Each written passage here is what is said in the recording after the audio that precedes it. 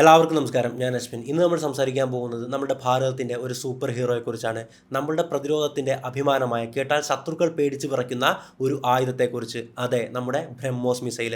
ഈ പേര് പലപ്പോഴും നിങ്ങൾ കേട്ടിട്ടുണ്ടാവുമല്ലേ? ശരിക്കും പറഞ്ഞാൽ ഈ ബ്രഹ്മോസ് മിസൈൽ ഉപയോഗിക്കുന്ന നമ്മുടെ കരസേനയിലെ ഒരു പ്രത്യേക റെജിമെൻറ്റിൻ്റെ യുദ്ധവിളി അഥവാ യുദ്ധകാഹളം എന്നുള്ളത് സ്വാമിയെ ശരണമയ്യപ്പ എന്നാണ് കേട്ടോ. ബ്രഹ്മോസിനെ വിശേഷിപ്പിക്കുമ്പോൾ എപ്പോഴും അതിൻ്റെ പ്രത്യേകതകളെ ഒറ്റവാക്കിൽ വിശേഷിപ്പിക്കുന്നത് വേഗത, കൃത്യത, പ്രഹരശേഷി എന്നാണ്. എന്തുകൊണ്ടാണ് ഈ വേഗത, കൃത്യത, പ്രഹരശേഷി എന്നത് ബ്രഹ്മോസിനെ ഇത്ര സ്പെഷ്യലാക്കുന്നതെന്നും എന്തുകൊണ്ടാണ് നമ്മളുടെ അയൽരാജ്യങ്ങളും എതിരാളികളും എല്ലാം ഇതിനെ ഇത്രത്തോളം ഭയത്തോടെ കാണുന്നതെന്നും നമ്മൾ ഇന്ന് ഈ വീഡിയോയിൽ വിശദമായി നോക്കാൻ പോവുകയാണ്. ഈ 3 കാര്യങ്ങളാണ് ബ്രഹ്മോസിന്റെ യഥാർത്ഥ ശക്തി കാണിക്കുന്നത്. ചുരുക്കി പറഞ്ഞാൽ ബ്രഹ്മോസ് വെറുമൊരു മിസൈൽ മാത്രമല്ല, ഭാരതത്തിന്റെ പ്രതിരോധ ശേഷിക്ക് പുതിയൊരു അധ്യായം എഴുതിയ ഒന്നാണ്. ഇന്ത്യയുടെ സൈനിക രംഗം വളരുന്നതിനോടൊപ്പം ഭാവിയിൽ സാമ്പത്തിക രംഗവും മുന്നേറ്റം ഉണ്ടാക്കാൻ പോകുന്നുവെന്നാണ് കണക്കുകൾ സൂചിപ്പിക്കുന്നത്. 2028ഓടെ ഇന്ത്യ ലോകത്തിലെ 3ാമത്തെ വലിയ സാമ്പത്തിക ശക്തിയായി മാറുമെന്നാണ് റിപ്പോർട്ടുകൾ പറയുന്നത്. ഇങ്ങനെ ഇന്ത്യ സാമ്പത്തികപരമായിട്ട് മുന്നോട്ട് പോകുമ്പോൾ നമുക്കും അതോടൊപ്പം സാമ്പത്തികപരമായി മുന്നേറണമെങ്കിൽ നമ്മൾ ഇൻവെസ്റ്റ് ചെയ്യാൻ തയ്യാറായിരിക്കണം. ഇൻവെസ്റ്റ് ചെയ്യുക എന്ന് പറയുമ്പോൾ പലരും ഒഴിഞ്ഞു മാറുന്നത് നിക്ഷേപിച്ച പൈസ പോകുമോ, തിരിച്ചു കിട്ടുന്ന പൈസയ്ക്ക് വലിയ നികുതി അടയ്ക്കേണ്ടി വരുമോ എന്നൊക്കെ പേടിച്ചാണ്. പക്ഷേ ഇപ്പോൾ നിക്ഷേപിച്ച പണം 100% സുരക്ഷിതമാക്കിക്കൊണ്ട് നികുതി ഇളവുകളോടെ നിക്ഷേപിക്കാനുള്ള അവസരം ICICI പ്രൊഡൻഷ്യൽ ലൈഫ് ഒരുക്കുന്നുണ്ട്. അവരുടെ ഇന്ത്യ കൺസംഷൻ ഫണ്ട് NFO ഇപ്പോൾ ലോഞ്ച് ആയിട്ടുണ്ട്. മെയ് 19-ാം തീയതി വരെയാണ് ഇതിൽ നിക്ഷേപിക്കാൻ അവസരമുള്ളത്. അതായത് വെറും ഒരു ദിവസം കൂടി മാത്രം. ലിങ്ക് ഡിസ്ക്രിപ്ഷൻ ബോക്സിലും കമന്റ് ബോക്സിലും പിൻ ചെയ്ത് വെച്ചേക്കാം. ഇതിന്റെ NAV വാല്യൂ 10 രൂപയാണ്. ICICI പ്രൊഡൻഷ്യൽ ലൈഫിന്റെ മുൻകാല ഫണ്ടുകളുടെ പ്രകടനം കൂടി നോക്കാം. 2019 ലോഞ്ച് ചെയ്ത ഇന്ത്യ ഗ്രോത്ത് ഫണ്ട് കഴിഞ്ഞ 5 വർഷത്തിൽ 23.3% CAGR നൽകി. ഇതിനു പുറമെ ICICI പ്രൊഡൻഷ്യലിന്റെ 4 ഫണ്ടുകൾ 5 വർഷത്തിനുള്ളിൽ 20% കൂടുതൽ CAGR നൽകുന്നുണ്ട്. പിന്നെ ഈ NFOയിൽ ക്യാപിറ്റൽ ഗ്യാരണ്ടി ആയിട്ട് നിക്ഷേപിക്കാനുള്ള ലിങ്കാണ് ഞാൻ കമന്റിൽ കൊടുത്തിട്ടുള്ളത്. അതായത് നിക്ഷേപിച്ച പണത്തിന് 100% ഗ്യാരണ്ടി കിട്ടും. NRI ആയിട്ടുള്ളവർക്ക് മാസം ഒരു 18,000 രൂപ വെച്ച് ഈ ഒരു ഫണ്ടിൽ നിക്ഷേപിക്കാൻ സാധിച്ചു കഴിഞ്ഞാൽ 2 കോടി വരെ റിട്ടേൺ ലഭിക്കാനുള്ള സാധ്യതകളും ഇവിടെ കാണാം. ഇതുകൂടാതെ നിങ്ങളുടെ മന്ത്ലി പ്രീമിയം തുകയുടെ 120 മടങ്ങ് വരെ ഇതിനോടൊപ്പം ലൈഫ് കവറായിട്ട് ലഭിക്കും. വർഷാവർഷം 2.5 ലക്ഷം രൂപ വരെയുള്ള നിക്ഷേപങ്ങൾ ചെയ്യുന്നവർക്ക് ലാഭത്തിന് നികുതി നൽകേണ്ടതില്ല.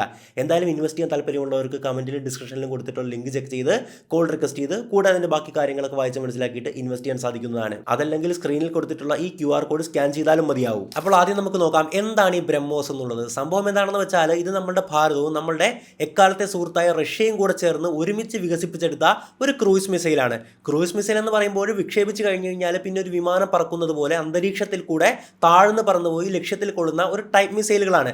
ഇനി ബ്രഹ്മോസിന്റെ കാര്യം പറയുവാണെങ്കിൽ ഇത് ഫയർ ആൻഡ് ഫോർഗോട്ട് കാറ്റഗറിയിലാണ് വരുന്നത്. അതായത് വിക്ഷേപിച്ച് കഴിഞ്ഞ് കഴിഞ്ഞാൽ പിന്നെ നമുക്ക് കൺട്രോൾ ഒന്നുമില്ല. അതിൻ്റെ അകത്ത് തന്നെ GPS-ഉം റഡാറും നാവിഗേഷൻ സിസ്റ്റം ഒക്കെ ഉണ്ട്.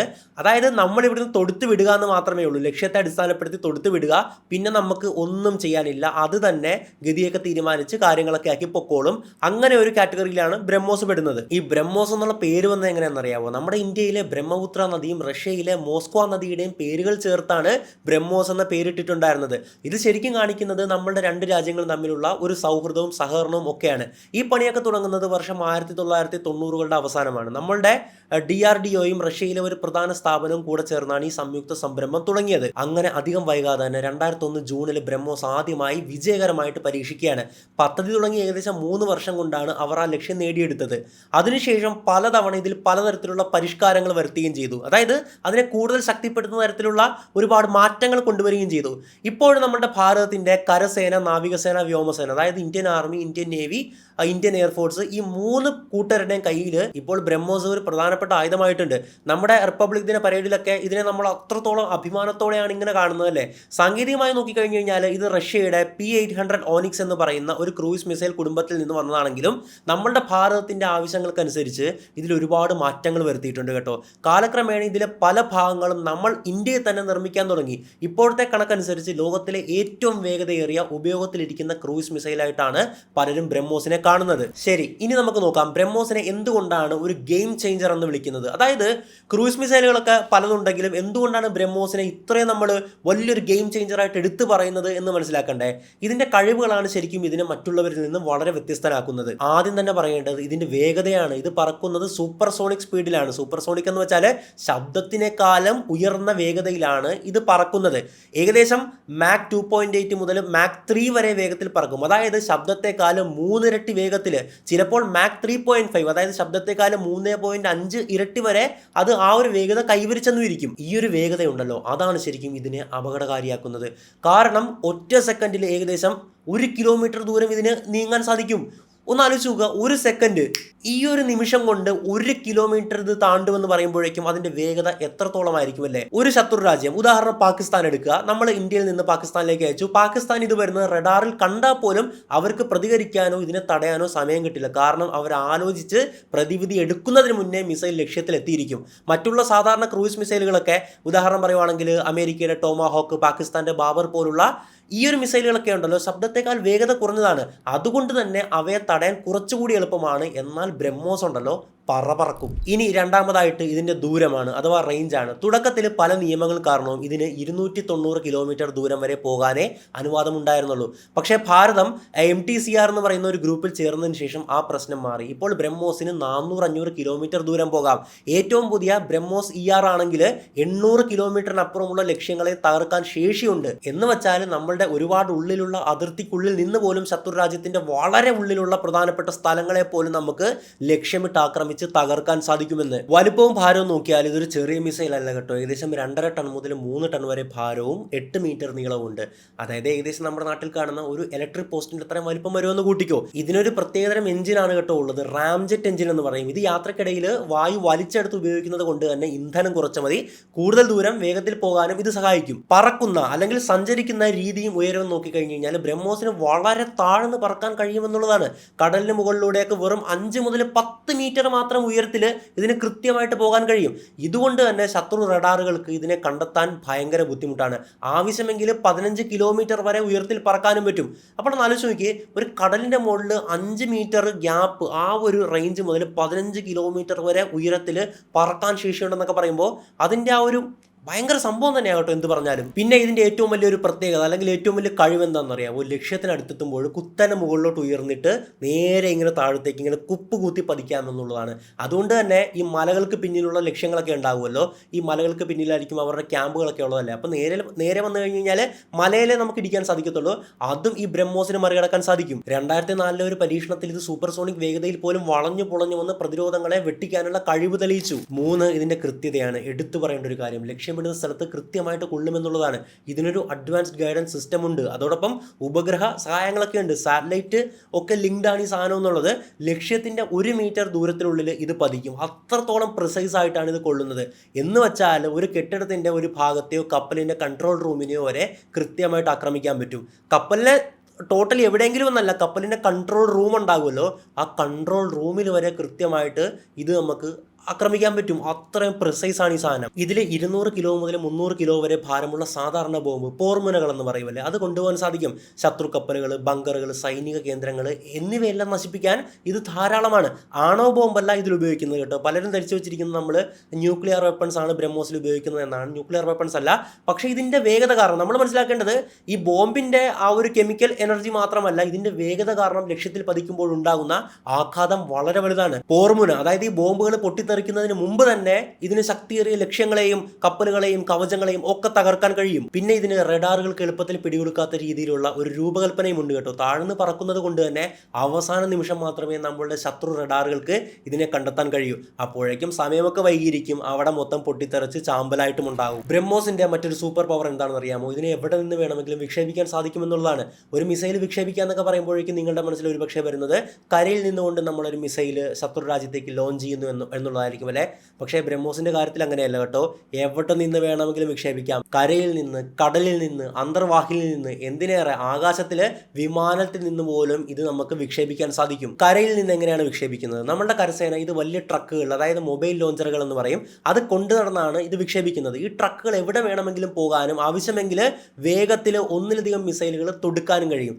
കടലിൽ നിന്നാണെങ്കിൽ നമ്മളുടെ മിക്ക പ്രധാനപ്പെട്ട യുദ്ധക്കപ്പലുകളിലും ബ്രഹ്മോസ് ഓൾറെഡി ഘടിപ്പിച്ചിട്ടുണ്ട്.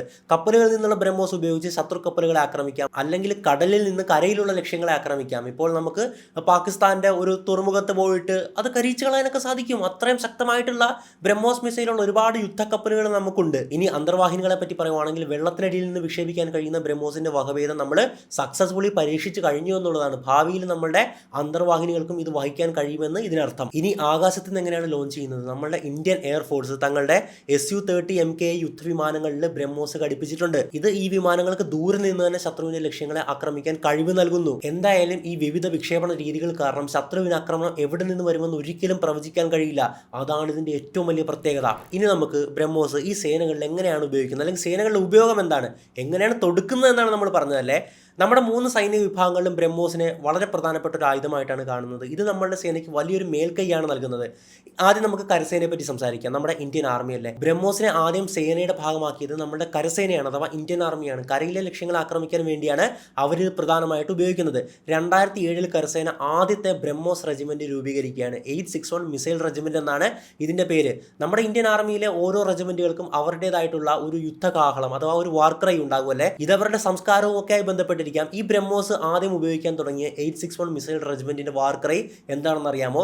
നമ്മളുടെ മലയാളത്തിലുള്ള സ്വാമിയെ ശരണമയ്യപ്പ എന്നാണ്. മലയാളത്തിലുള്ള ആ പോർവിളി കേൾക്കുമ്പോൾ തന്നെ ഒരു പ്രത്യേക ഊർജ്ജമാണ് തോന്നുന്നത്. ഇപ്പോൾ കരസേനയ്ക്ക് 4 ബ്രഹ്മോസ് റെജിമെന്റുകളാണുള്ളത്. അതിർത്തി പ്രദേശങ്ങളിലൊക്കെ ഇവയെ വിന്യസിച്ചിട്ടുമുണ്ട്.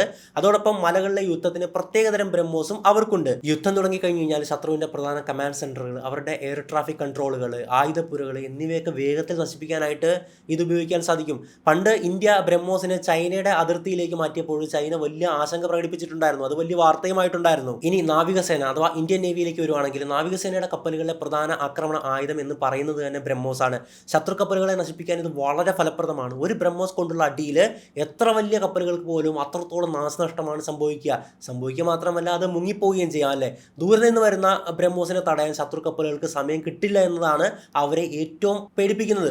അതായത് നമുക്ക് എയർ ഡിഫൻസ് വെച്ച് പോലും തടയാൻ പറ്റുന്നില്ല. അത്രയും ഹൈ സ്പീഡാണ്, അത്രയും ലോ ആൾട്ടിറ്റ്യൂഡാണ്. പിന്നെയാണോ അവിടെ വെള്ളത്തിൽ പതുക്കെ പോകുന്ന കപ്പലുകളല്ലേ. അപ്പോൾ ബ്രഹ്മോസിനെ ഏറ്റവും കൂടുതൽ പേടിക്കുന്നത് ശത്രു കപ്പലുകളാണ്. ഇനി വ്യോമസേന അഥവാ ഇന്ത്യൻ എയർഫോഴ്സിനെ പറ്റി പറയുവാണെങ്കിൽ Su-30 വിമാനത്തിൽ നിന്ന് ബ്രഹ്മോസ് ഉപയോഗിച്ച് ദൂരെയുള്ള ലക്ഷ്യങ്ങളെ ആക്രമിക്കാൻ വ്യോമസേനയ്ക്ക് കഴിയും. ഇത് എയർഫോഴ്സിന്റെ ആക്രമണശേഷി ഒരുപാട് കൂട്ടിയിട്ടുണ്ട്. വിമാനത്താവളങ്ങൾ, ബങ്കറുകൾ പോലുള്ള പ്രധാന ലക്ഷ്യങ്ങളെ ദൂരെ നിന്ന് തന്നെ തകർക്കാൻ ഇത് ഉപയോഗിക്കാം. ഇപ്പോൾ പാകിസ്ഥാനിൽ നമ്മൾ ഒരുപാട് ആക്രമണം നടത്തിയിട്ടുണ്ടായിരുന്നില്ലേ, അതിൽ ബ്രഹ്മോസ് ഉപയോഗിച്ചു എന്നുള്ള റിപ്പോർട്ടുകളൊക്കെയാണ് വരുന്നത്. അതിനെപ്പറ്റി നമ്മൾ സംസാരിക്കുന്നുണ്ട്. ഇനി ഏറ്റവും പ്രധാനപ്പെട്ട കാര്യം, എന്തുകൊണ്ടാണ് നമ്മുടെ ശത്രു രാജ്യങ്ങളെല്ലാം ബ്രഹ്മോസ് മിസൈലിനെ ഇത്രത്തോളം ഭയപ്പെടുന്നത്? ബ്രഹ്മോസ് എന്ന് പറഞ്ഞാൽ അവരുടെ നെഞ്ചിലൊരു ഇടുത്തി തന്നെയാണല്ലേ. അതിൻ്റെ കാരണം, ഒന്നാമത്തത് പ്രധാനപ്പെട്ട കാരണം നമ്മൾ നേരത്തെ പറഞ്ഞതാണ്. ഇത് സഞ്ചരിക്കുന്ന വേഗത എന്നുള്ളത് ശബ്ദത്തെക്കാളും 3 ഇരട്ടി വേഗത്തിലാണ്. അതായത് മാക് 3 വേഗതയിലല്ലേ. അത്ര സ്പീഡിൽ വരുന്ന ഒന്നിനെ കണ്ടെത്താനും അതിനെതിരെ മിസൈൽ തൊടുക്കാനും ശത്രുവിന് തീരെ സമയം കിട്ടില്ല. ഇത് വരുന്നത് അറിയുമ്പോഴേക്കും തന്നെ എല്ലാം കഴിഞ്ഞിട്ടുണ്ടാകും. അതായത് അത് അവിടെ പതിച്ച് അവിടെ വലിയ സ്ഫോടനം ഉണ്ടാക്കിയിരിക്കും. പല മിസൈൽ പ്രതിരോധ സംവിധാനങ്ങൾക്കും ഈ വേഗതയിൽ വരുന്ന ഒന്നിനെ പിടിക്കാൻ അത്രത്തോളം പ്രയാസവുമാണ്. അതുപോലെ താഴ്ന്നു പറക്കാനുള്ള കഴിവാണ്. കടലിന് മുകളിലൂടെയോ ഭൂപ്രകൃതിക്ക് മുകളിലൂടെയോ താഴ്ന്നു പറക്കുന്നത് കൊണ്ട് തന്നെ ശത്രുക്കളുടെ റഡാറുകൾക്ക് ഇതിനെ കണ്ടെത്താൻ അവസാന നിമിഷം മാത്രമേ കഴിയത്തുള്ളൂ. അപ്പോഴേക്കും പ്രതിരോധിക്കാൻ കഴിയില്ല. അപ്പോഴും അതവിടെ വീണ് പൊട്ടിയിട്ടുണ്ടാവും. പിന്നെ കൃത്യതയാണ് മറ്റൊരു കാരണം. ബ്രഹ്മോസ് ലക്ഷ്യസ്ഥാനത്ത് കൃത്യമായി കൊള്ളുമെന്നുള്ളത് തന്നെയാണ്. അല്ലാതെ പാകിസ്ഥാൻ വിക്ഷേപിക്കുന്ന റോക്കറ്റുകളെ പോലെ അറബിക്കടലിലല്ല ചെന്ന് പതിക്കുക. ഇതുകൊണ്ട് തന്നെ പ്രധാനപ്പെട്ട ലക്ഷ്യങ്ങളെ മാത്രം നോക്കി ആക്രമിക്കാൻ ഭാരതത്തിന് കഴിയും. ഇത് ശത്രുക്കൾക്ക് വലിയൊരു പേടിയാണ്. പ്രധാനപ്പെട്ട നേതാക്കൾ, കമാൻഡ് സെന്ററുകൾ എന്നിവരൊന്നും സുരക്ഷിതരല്ല എന്നവർക്കറിയാം. കാരണം പാകിസ്ഥാന്റെ ഇപ്പോൾ തന്നെ നോക്കുവാണെങ്കിൽ അവരുടെ എയർബേസ് അടക്കം നമ്മൾ തകർത്തിട്ടുണ്ടായിരുന്നല്ലേ. എങ്ങനെയാ തകർത്തത്? അത്രയും പ്രിസൈസ് ആയിട്ട് നമ്മൾ ആക്രമിച്ചിട്ടുണ്ടായിരുന്നു. നമ്മുടെ ഇന്ത്യക്ക് അതിന് സാധിക്കും. ഇപ്പോൾ പാകിസ്ഥാൻ മനസ്സിലാക്കിയിട്ട് അവർ തന്നെയാണ് യുദ്ധം നിർത്തണമെന്ന് പറഞ്ഞ് കാല് പിടിച്ചുകൊണ്ട് വന്നിട്ടുണ്ടായിരുന്നല്ലേ. അതുകൊണ്ട് മാത്രമാണ് നമ്മളുടെ രാജ്യം നിർത്തിയത്. ഇതിനെ ഏറ്റവും അപകടകാരിയാക്കുന്ന ആ ഒരു പ്രത്യേകത മറ്റൊന്നുമല്ല, ലക്ഷ്യത്തിനടുത്തെത്തുമ്പോൾ ദിശ മാറാനും വളഞ്ഞു പൊളഞ്ഞ് സഞ്ചരിക്കാനും ഇതിന് കഴിയുമെന്നുള്ളതാണ്. ഇത് ശത്രുവിന്റെ പ്രതിരോധ സംവിധാനങ്ങളെ എളുപ്പത്തിൽ കൺഫ്യൂഷൻ ആക്കാം. കാരണം വളഞ്ഞു പൊളഞ്ഞ് ഇങ്ങനെ പോകുകയല്ലേ, അവർക്കൊന്നും ചെയ്യാൻ പറ്റില്ല. അടുത്തത് ഒരേ സമയം പലതിനെയും ആക്രമിക്കാം എന്നുള്ളതാണ് ഇതിന്റെ വലിയ തന്ത്രപരമായിട്ടുള്ള മേന്മ. ബ്രഹ്മോസ് വിക്ഷേപിച്ചു കഴിഞ്ഞു കഴിഞ്ഞാൽ പിന്നെ അതിനെ നിയന്ത്രിക്കേണ്ട ആവശ്യമില്ല. തനിയെ പോയിട്ട് ലക്ഷ്യത്തിൽ കൊണ്ടുപോകുമല്ലേ. അതുകൊണ്ട് തന്നെ ലോഞ്ചറിൽ നിന്ന് ഒരേ സമയം പല ബ്രഹ്മോസ് മിസൈലുകൾ പല ലക്ഷ്യങ്ങളിലേക്ക് തൊടുക്കാൻ കഴിയുമെന്നുള്ളതാണ്. ഇത് ശത്രുവിന്റെ പ്രതിരോധത്തെ ശരിക്കും ഞെട്ടിച്ചു കളയും. കാരണം ഒരേ സമയം പല ഭാഗത്തു നിന്ന് അക്രമം വരുന്നത് കൊണ്ട് തന്നെ അതിനെ പ്രതിരോധിക്കാൻ അവർ അത്രത്തോളം വെള്ളം കുടിക്കും. അടുത്തത് നേരത്തെ പറഞ്ഞ പോലെ തന്നെ എവിടെ നിന്ന് വേണമെങ്കിലും തൊടുക്കാമെന്നുള്ളതാണ്. കരയിൽ നിന്നോ കടലിൽ നിന്നോ അന്തർവാഹിനിയിൽ നിന്നോ ആകാശത്ത് നിന്നോ ഒക്കെ തൊടുക്കാമെന്നുള്ളതുകൊണ്ട് ശത്രുവിന് ആക്രമണം എവിടെ നിന്നാണ് വരുന്നതെന്ന് പ്രവചിക്കാൻ പോലും കഴിയില്ല. അതുകൊണ്ട് തന്നെ അവരെല്ലാം ബ്രഹ്മോസ് മിസൈലിനെ ഒരു പേടിയോടെ, ഒരു ജാഗ്രതയോടെയാണ് എപ്പോഴും നോക്കിക്കാണുന്നത്. ഇതിനെല്ലാം ഉപരിയായിട്ട് മാനസികമായിട്ടുള്ളൊരു സ്വാധീനവും ബ്രഹ്മോസിനുണ്ട് എന്നുള്ളതാണ്. അതായത് സൈക്കോളജിക്കലി നമുക്ക് ഇതുകൊണ്ട് ഒരു അഡ്വാൻറ്റേജ് ഉണ്ട്. അതെന്താണെന്ന് വെച്ച് കഴിഞ്ഞാൽ ഭാരതത്തിൻ്റെ കയ്യിൽ ഇങ്ങനെ ഒരു ആയുധം ഉണ്ടെന്ന് അറിയുന്നത് തന്നെ ശത്രുക്കൾക്കൊരു പേടിയാണ്. എന്തെങ്കിലും പ്രശ്നം ഉണ്ടാക്കി കഴിഞ്ഞ് കഴിഞ്ഞാൽ ശക്തവും വേഗത്തിലുമുള്ള കൃത്യമായിട്ടുള്ള തിരിച്ചടി ഉണ്ടാകുമെന്ന് ഇത് അവരെ ഓർമ്മപ്പെടുത്തും. ഈ അടുത്തിടെ ഓപ്പറേഷൻ സിന്ദൂറിന്റെ 2ാം ഘട്ടത്തിൽ ബ്രഹ്മോസ് ഉപയോഗിച്ചു എന്ന് പറയപ്പെടുന്ന ആക്രമണങ്ങളുണ്ടല്ലോ, അത് ശരിക്കും പാകിസ്ഥാനെ ഞെട്ടിച്ച് കളഞ്ഞിട്ടുണ്ടായിരുന്നു. പണ്ട് UP മുഖ്യമന്ത്രി യോഗി ആദിത്യനാഥ് പറഞ്ഞത് ഓർമ്മയില്ലേ? ബ്രഹ്മോസിന്റെ ശക്തിയെക്കുറിച്ച് സംശയമുണ്ടെങ്കിൽ പാകിസ്ഥാൻ പാകിസ്ഥാനിലെ ജനങ്ങളോട് ചോദിക്കുമെന്നാണ്. അതാണ് ബ്രഹ്മോസ് ഉണ്ടാക്കുന്ന ഭയം. ഇത്രയും വലിയ ചൈന പോലും ഈ ഒരു ബ്രഹ്മോസ് വിന്യാസത്തിൽ ആശങ്ക പ്രകടിപ്പിച്ചിട്ടുണ്ട്. പിന്നെ ശ്രദ്ധിക്കേണ്ട ഒരു കാര്യം, ബ്രഹ്മോസ് സാധാരണ ബോംബാണ് ഉപയോഗിക്കുന്നത് എന്നുള്ളതാണ്. ഞാൻ നേരത്തെ പറഞ്ഞ പോലെ തന്നെ ആണവ പോർമുനയല്ല. ഇതിൻ്റെ ഗുണം എന്താണെന്ന് വെച്ച് കഴിഞ്ഞ് കഴിഞ്ഞാൽ ആണവ യുദ്ധത്തിലേക്ക് കാര്യങ്ങൾ എത്തിക്കുന്നതിന് മുന്നേ തന്നെ, അതായത് അതിൻ്റെ ഒരു പടി താഴെ നിന്നുകൊണ്ട് ശക്തമായിട്ടുള്ള ആക്രമണം നടത്താൻ ഭാരതത്തിന് കഴിയുമെന്നുള്ളതാണ്. ഇത് ഭാരതത്തിൻ്റെ വലിയൊരു തന്ത്രപരമായിട്ടുള്ള മേൽക്കൈയാണ് നൽകുന്നത്. കാരണം ന്യൂക്ലിയർ വെപ്പൺ ഉപയോഗിച്ച് കഴിഞ്ഞ് കഴിഞ്ഞാൽ യുദ്ധം വലിയ രീതിയിലേക്ക് എസ്കലേറ്റ് ചെയ്യും, പിന്നെ വലിയ ഏജൻസികളൊക്കെ ഇടപെടും. അതൊന്നും നമുക്ക് വേണ്ട. അതായത് ന്യൂക്ലിയർ വെപ്പൻ്റെ തൊട്ട് താഴെ നിന്നുകൊണ്ട് തന്നെ നമുക്ക് അവരെ മുച്ചൂട് മുടിക്കാൻ സാധിക്കും. ഇനി ബ്രഹ്മോസിൻ്റെ പരീക്ഷണങ്ങളെ പറ്റിയിട്ടും പ്രകടനങ്ങളെ പറ്റിയിട്ടും പറയുവാണെങ്കിൽ, ബ്രഹ്മോസ് തൻ്റെ കഴിവ് പലപ്പോഴായിട്ട് തെളിയിച്ച ചരിത്രമുണ്ട്. ആദ്യം പരീക്ഷണം നടന്ന 2021 വിജയകരമായി തന്നെയായിരുന്നു നടന്നിട്ടുണ്ടായിരുന്നത്. 2004 കരയിൽ നിന്ന് പരീക്ഷിക്കുകയും എസ് ആകൃതിയിൽ പറന്ന് കഴിവ് തെളിയിക്കുകയും ചെയ്തു. 2010 കുത്തനെയുള്ള ലക്ഷ്യങ്ങളെ, അതായത് ഇങ്ങനെ പോയിട്ട് ഇങ്ങനെ മുകളിലോട്ട് ഇങ്ങനെ വന്ന് ഇങ്ങനെ കുത്തനെ ആക്രമിക്കുമല്ലോ. അതായത് കുറേ മലയുണ്ട്, അപ്പം സൈഡിൽ വന്നു കഴിഞ്ഞാൽ നമുക്ക് ഇടിക്കാൻ സാധിക്കത്തില്ല.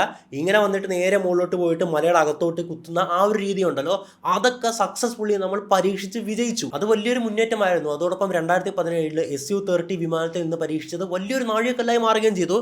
ഇതോടെ ഭാരതം ക്രൂയിസ് മിസൈലുകളിൽ ത്രിത്വം, അതായത് 3 ത്രിത്വം എന്ന് പറഞ്ഞ 3 കരയിൽ നിന്നും കടലിൽ നിന്നും ആകാശത്തു നിന്നും വിക്ഷേപിക്കാനുള്ള ശേഷി കൈവരിക്കുകയാണ്, പൂർത്തിയാക്കുകയാണ്. നമ്മളുടെ സേനകൾ പതിവായി ബ്രഹ്മോസ് പരീക്ഷണങ്ങൾ നടത്തിക്കൊണ്ടിരിക്കുന്നു. ഇതിന്റെ കഴിവ് ഉറപ്പുവരുത്താനും പുതിയ സാങ്കേതിക വിദ്യകൾ പരീക്ഷിക്കാനും വേണ്ടിയാണ്. റിപ്പബ്ലിക് ദിന പരേഡുകളിലും പ്രതിരോധ പ്രദർശനങ്ങളിലെയും പ്രധാന ആകർഷണമാണ് ബ്രഹ്മോസ് എന്നുള്ളത്. ഇത് മറ്റു രാജ്യങ്ങളിൽ നിന്നും ശ്രദ്ധ നേടിയിട്ടുമുണ്ട്. ഫിലിപ്പീൻസ് അടുത്തിടെ ബ്രഹ്മോസ് വാങ്ങാൻ കരാറിലൊപ്പിട്ടത് ഇതിനുദാഹരണമാണ്. 2022 മാർച്ചിൽ ഒരു രസകരമായിട്ടുള്ള സംഭവം നടക്കുകയാണ്. അറ്റകുറ്റപ്പണിക്കിടെ ഭാരതത്തിൽ നിന്ന്, നമ്മുടെ ഇന്ത്യയിൽ നിന്ന് അബദ്ധത്തിൽ ഒരു ബ്രഹ്മോസ് മിസൈൽ പാകിസ്ഥാനിലേക്ക് വിക്ഷേപിക്കപ്പെടുകയാണ്.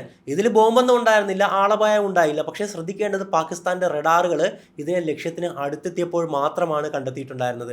വെറും 4 മിനിറ്റിനുള്ളിൽ 124 കിലോമീറ്റർ ദൂരം ഇത് പാകിസ്ഥാനുള്ളിൽ പറന്നു എന്നുള്ളതാണ്. പാകിസ്ഥാൻ്റെ പ്രതിരോധ സംവിധാനങ്ങൾക്ക് ഇതിനെ തടയാൻ കഴിഞ്ഞില്ല എന്നുള്ളതാണ്. ഈ ഒരു സംഭവത്തിൽ ബ്രഹ്മോസ് അബദ്ധത്തിലാണ് ലോഞ്ച് ആയതെന്നൊക്കെ പറയുമെങ്കിലും ബ്രഹ്മോസിന്റെ വേഗത എത്രത്തോളമാണെന്നും ഇതിനെ തടയാൻ എത്ര ബുദ്ധിമുട്ടാണെന്നും ഇത് ലോകത്തിന്, പ്രത്യേകിച്ച് പാകിസ്ഥാന് മനസ്സിലാക്കി കൊടുത്തു. പാകിസ്ഥാനിന് ഔദ്യോഗികമായിട്ട് മറുപടി പറഞ്ഞിട്ടുണ്ടായിരുന്നത് പ്രതികരിക്കാൻ സമയം കിട്ടിയില്ല എന്നാണ്. കാരണം അത്രത്തോളം വേഗത്തിലായിരുന്നു. ഇനി ഓപ്പറേഷൻ സിന്ദൂറിലേക്ക് വരുവാണെങ്കിൽ, ഒരു ഭീകരാക്രമണത്തിന് മറുപടിയായിട്ട് നമ്മുടെ ഇന്ത്യ ആദ്യം പാകിസ്ഥാനിലെയും പാക് അധിനിവേശ കശ്മീരിലെയും തീവ്രവാദ കേന്ദ്രങ്ങളെ മാത്രമാണ് ആക്രമിച്ചിട്ടുണ്ടായിരുന്നത്. നമ്മൾ പറഞ്ഞു ഇതുകൊണ്ട് നമ്മൾ നിർത്തുകയാണ്, നമുക്ക് എസ്കലേറ്റ് ചെയ്യാൻ താല്പര്യമില്ലെന്ന്. പക്ഷേ അവർ കേട്ടില്ല.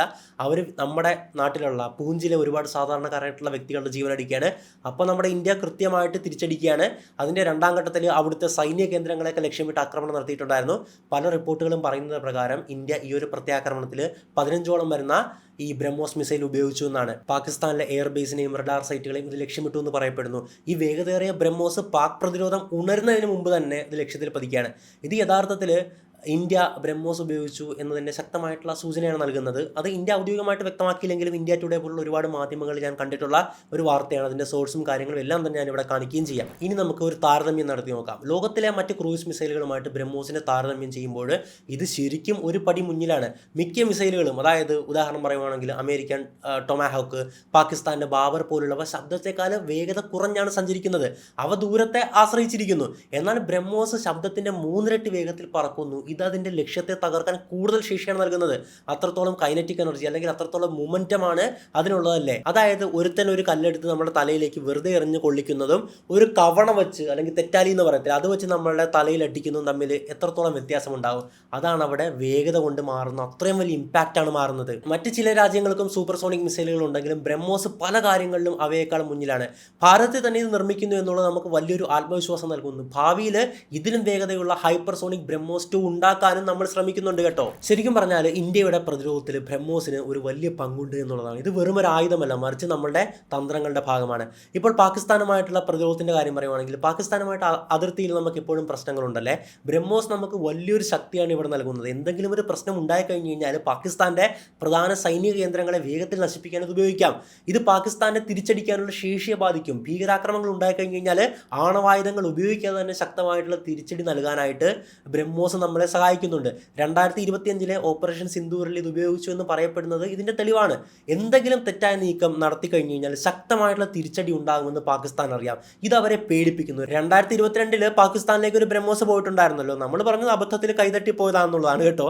എന്തായാലും ആ ഒരു സംഭവം പോലും അവർക്ക് അതിൻ്റെ ശക്തി മനസ്സിലാക്കി കൊടുത്തിട്ടുണ്ട്. അടുത്തത് ചൈനയെ നേരിടാനാണ്. ചൈനയുമായി താരതമ്യം ചെയ്യുമ്പോൾ അവരുടെ സൈനികരുടെ എണ്ണം കൂടുതലായിരിക്കാം. പക്ഷേ ബ്രഹ്മോസ് പോലുള്ള ആയുധങ്ങൾ ഉപയോഗിച്ച് അവരുടെ എണ്ണത്തെ നമുക്ക് നേരിടാൻ കഴിയും. നമ്മുടെ വടക്ക് കിഴക്കൻ അതിർത്തികളിൽ ബ്രഹ്മോസ് വിന്യസിച്ചിരിക്കുന്നത് കൊണ്ട് ചൈനയുടെ പ്രധാന സൈന്യ കേന്ദ്രങ്ങളെ ലക്ഷ്യമിടാൻ നമുക്ക് കഴിയുമെന്നുള്ളതാണ് ഏറ്റവും വലിയ അഡ്വാൻറ്റേജ്. ഇത് ചൈന അത്രത്തോളം അസ്വസ്ഥമാക്കിയിട്ടുമുണ്ട് കേട്ടോ. അതിർത്തിയിൽ പ്രശ്നങ്ങൾ ഉണ്ടായി കഴിഞ്ഞ് കഴിഞ്ഞാൽ ചൈനയുടെ ആയുധ യൂണിറ്റുകളെ വേഗത്തിൽ നശിപ്പിക്കാൻ ബ്രഹ്മോസ് ഉപയോഗിക്കാം. ഇന്ത്യൻ മഹാസമുദ്രത്തിൽ വരുന്ന ചൈനീസ് കപ്പലുകൾക്ക് ബ്രഹ്മോസ് വഹിക്കുന്ന നമ്മുടെ കപ്പലുകൾ ഒരു ഭീഷണി തന്നെയാണ്. ശരിക്കും പറഞ്ഞാൽ രണ്ടതിർത്തികളിൽ നിന്നും വെല്ലുവിളി ഉണ്ടായാൽ രണ്ടിടത്തും ശക്തമായിട്ടുള്ള തിരിച്ചടി നൽകാൻ ബ്രഹ്മോസ് നമ്മളെ സഹായിക്കുന്നുണ്ട്. ബ്രഹ്മോസ് ഒരു തന്ത്രപരമായിട്ടുള്ള ഉപകരണം തന്നെയാണ് കേട്ടോ. ബ്രഹ്മോസ് ഭാരതത്തിന്റെ താല്പര്യങ്ങളെ സംരക്ഷിക്കാനുള്ള നമ്മുടെ ദൃഢനിശ്ചയത്തിന്റെ പ്രതീകമാണ്. ഇത് നമുക്ക് ചർച്ചകളിൽ ഒരു മുൻഗണന നൽകുന്നു എന്നുള്ളതാണ്. ഭീകരാക്രമണമായാലും അതിർത്തി പ്രശ്നമായാലും വേഗത്തിൽ പ്രതികരിക്കാൻ ബ്രഹ്മോസ് നമുക്ക് വലിയൊരു ഓപ്ഷനാണ് നൽകുന്നത്. ഇത് പലപ്പോഴും വലിയ യുദ്ധങ്ങൾ ഒഴിവാക്കാൻ സഹായിക്കുന്നു. കാരണം തുടക്കത്തിൽ തന്നെ ശക്തമായിട്ടുള്ള മറുപടി ലഭിക്കുമ്പോൾ ശത്രുക്കൾ പിന്തിരിഞ്ഞ് വാലും മടക്കി ചുരുട്ടി ഓടിയേക്കാം. ഇപ്പോൾ പാകിസ്ഥാൻ ഓടിയില്ല. പാകിസ്ഥാൻ തന്നെയല്ലേ വന്ന് കാല് പിടിച്ചത്, യുദ്ധം ഇവിടം കൊണ്ട് നിർത്തണം, സീസ് ഫയർ ചെയ്യണമെന്ന് പറഞ്ഞിട്ടല്ലേ. എന്തുകൊണ്ടാണ് അവർ ബ്രഹ്മോസിനെ അത്രത്തോളം ഭയപ്പെടുന്നത് കൊണ്ട്. അപ്പോൾ എന്തായാലും ഇതാണ് നമ്മുടെ ബ്രഹ്മോസ് മിസൈൽ. വേഗതയിലും കൃത്യതയിലും ശക്തിയിലും മുന്നിൽ നിൽക്കുന്ന ഒന്ന്. ഇത് നമ്മുടെ ഭാരതത്തിന്റെ പ്രതിരോധത്തിന് വലിയ കരുത്താണ് നൽകുന്നത്. ശത്രുക്കൾക്ക് ഇതൊരു പേടി സ്വപ്നമാണ്. കാരണം ഏതെങ്കിലും ഒരു ആക്രമണം നടത്തി കഴിഞ്ഞ് കഴിഞ്ഞാൽ മിന്നൽ വേഗത്തിൽ അവർക്ക് കൃത്യമായിട്ടുള്ള തിരിച്ചടി ഉണ്ടാകുമെന്ന് അറിയാം. ഹിമാലയം മുതൽ കടലിന്റെ ആഴങ്ങൾ വരെ ഭാരതത്തിന്റെ കാവൽക്കാരനായിട്ട് ബ്രഹ്മോസ് നിലയുറപ്പിച്ചിരിക്കുന്നു. ഇത് വെറുമൊരു മിസൈൽ മാത്രമല്ല, ഇത് നമ്മുടെ രാജ്യത്തിന്റെ ശക്തിയുടെയും ഇച്ഛാശക്തിയുടെയും പ്രഖ്യാപനമാണ്. അതുകൊണ്ട് തന്നെയാണ് ഭാരതത്തിന്റെ എല്ലാ ശത്രുക്കളും ബ്രഹ്മോസിനെ അത്രത്തോളം ഭയപ്പെടുന്നതും. എന്തായാലും ബ്രഹ്മോസിനെ കുറിച്ചുള്ള നിങ്ങളുടെ അഭിപ്രായം എന്താണ്? അതോടൊപ്പം ഇതുപോലുള്ള വലിയ ആയുധങ്ങളും പ്രതിരോധ സംവിധാനങ്ങളും ഒക്കെ ഇന്ത്യ കോടിക്കണക്കിന് രൂപയ്ക്ക് മേടിച്ചു കൂട്ടുമ്പോൾ അല്ലെങ്കിൽ നിർമ്മിക്കുമ്പോൾ പലരും ചോദിക്കാറുണ്ട്, അയ്യോ ഇതൊക്കെ നിർമ്മിച്ചു കഴിഞ്ഞാൽ അല്ലെങ്കിൽ മേടിച്ചു കഴിഞ്ഞ് കഴിഞ്ഞാൽ അരി വേവുമോ, വിശപ്പ് മാറുമോ എന്നല്ലേ. ഇപ്പോൾ മനസ്സിലായി ഇതിൻ്റെയൊക്കെ ഉപകാരം. അപ്പോൾ നിങ്ങളൊക്കെ വെറും അല്പജ്ഞാനികളാണെന്ന് തിരിച്ചറിയുക. നിങ്ങളുടെയൊക്കെ അജണ്ട മറ്റു പലതുമായിരിക്കാം.